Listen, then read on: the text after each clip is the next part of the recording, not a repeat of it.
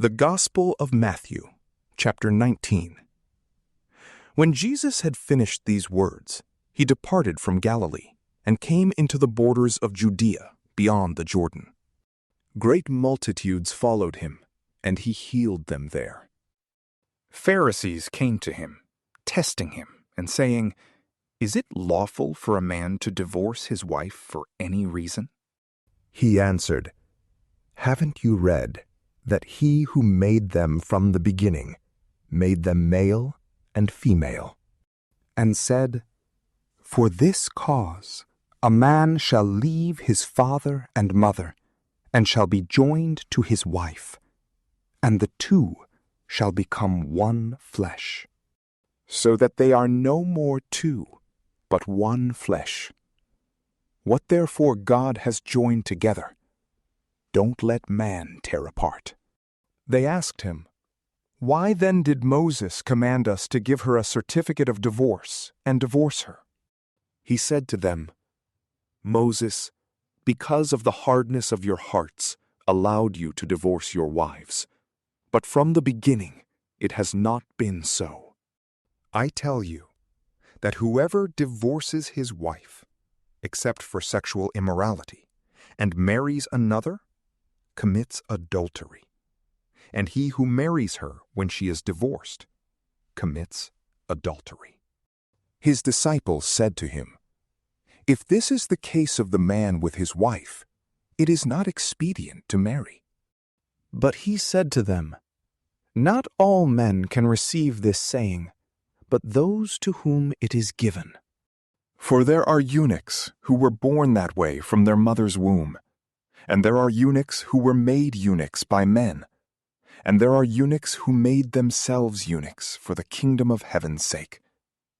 He who is able to receive it, let him receive it." Then little children were brought to him, that he should lay his hands on them and pray. And the disciples rebuked them.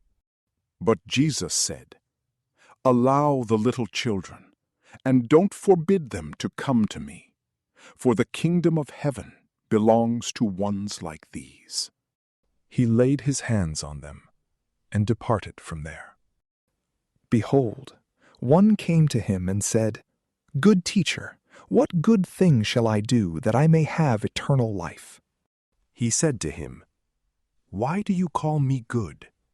No one is good but one, that is, God. But if you want to enter into life, keep the commandments." He said to him, "Which ones?" Jesus said, "You shall not murder.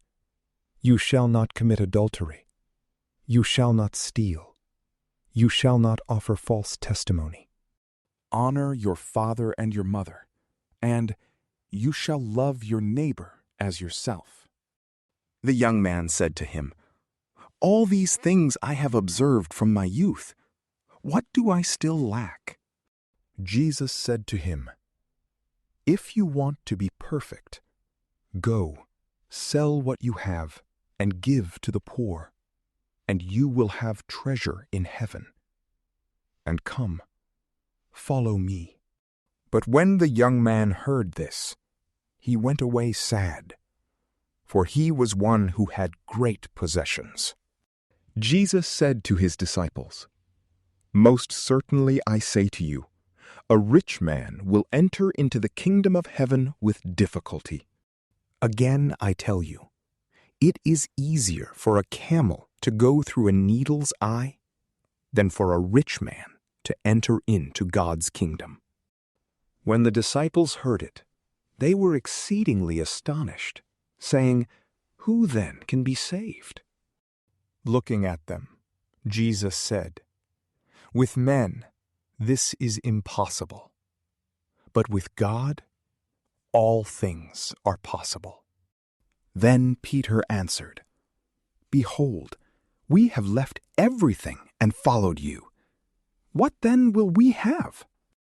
Jesus said to them, "Most certainly I tell you, that you who have followed me, in the regeneration, when the Son of Man will sit on the throne of his glory, you also will sit on 12 thrones, judging the 12 tribes of Israel.